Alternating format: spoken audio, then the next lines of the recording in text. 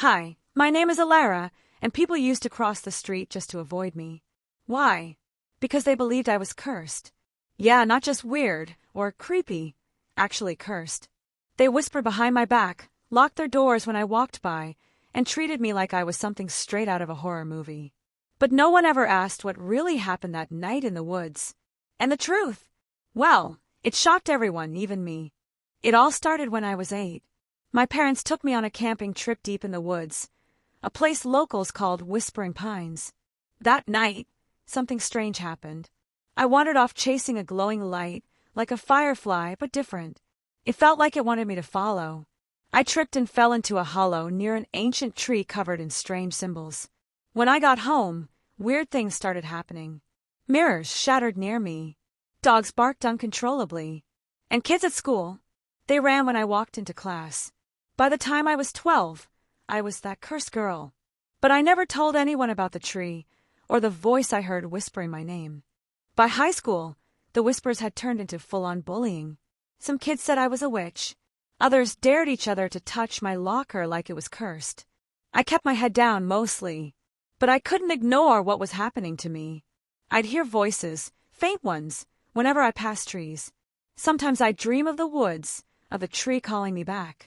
One day, after a bad fight with a girl who tried to spray holy water on me, no joke, I ran into the woods again. And that's when I saw her. A woman made of bark and vines, waiting under the same tree. She said, "You're ready." I froze. Was I dreaming again?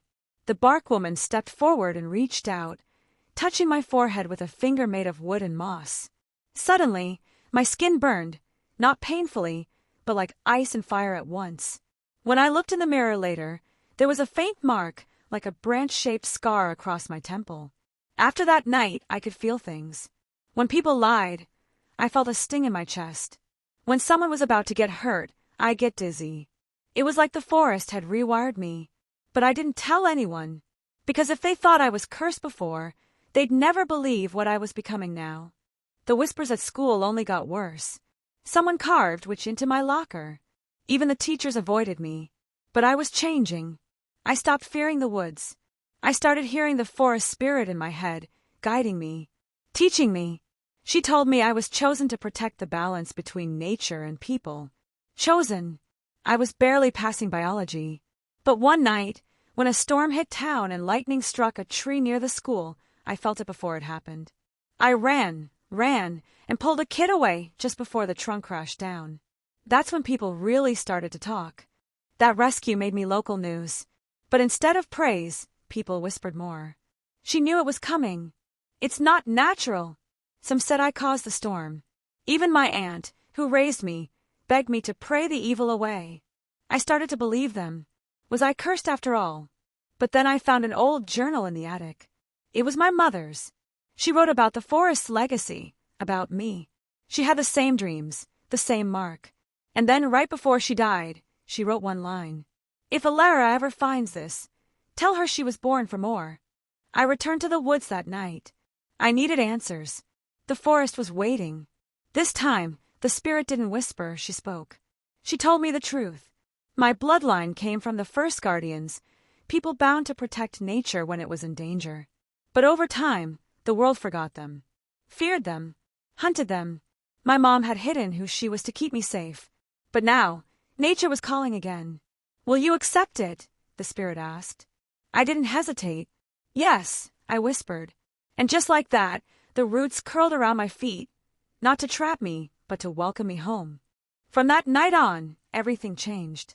I could feel the forest, its joy, its pain, its secrets. I healed a dying tree with a touch, calmed a rabid fox with a whisper. But when I tried to tell people the truth, they laughed. Or worse, they called me a witch. At school, kids avoided me like I'd catch fire. Even my aunt begged me to stop. "You'll bring the curse back." But I knew better now. It wasn't a curse. It was a calling. And I wouldn't hide anymore. Then the drought hit.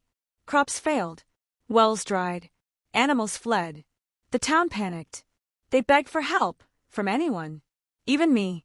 I walked to the center of the forest and knelt, whispered to the roots, sang to the wind. I don't know how, but it answered. Rain fell within the hour. Not a drizzle, a blessing. People danced, cried, and for a moment, forgot their fear. They looked at me like a miracle, not a monster. I wasn't just a girl with dreams anymore. I was the bridge between them and the earth. Not all were happy. Mr. Greaves, the mayor, was furious. He profited off the town's suffering. My miracle! It ruined his plans. He started spreading rumors again. This girl controls the weather, he sneered. She's dangerous. Unnatural. Some believed him. Whispers became glares. A rock shattered my window one night.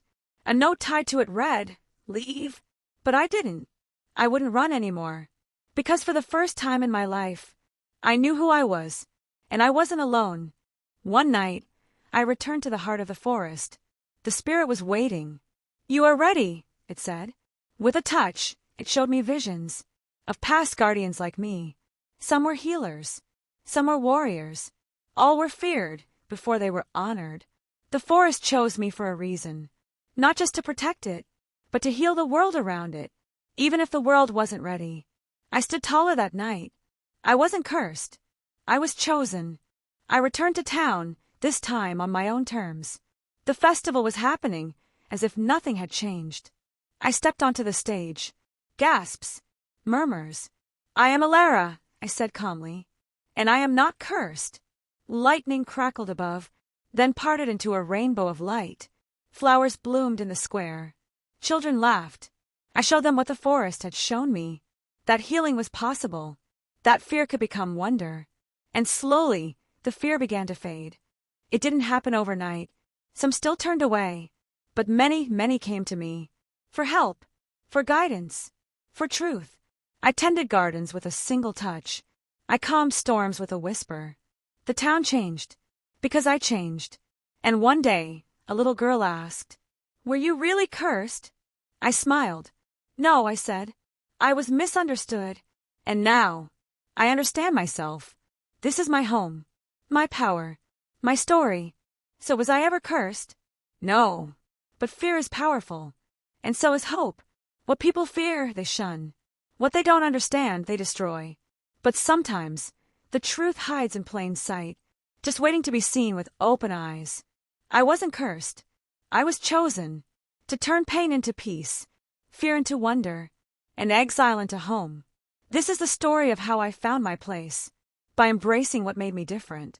And maybe, just maybe, you're not cursed either.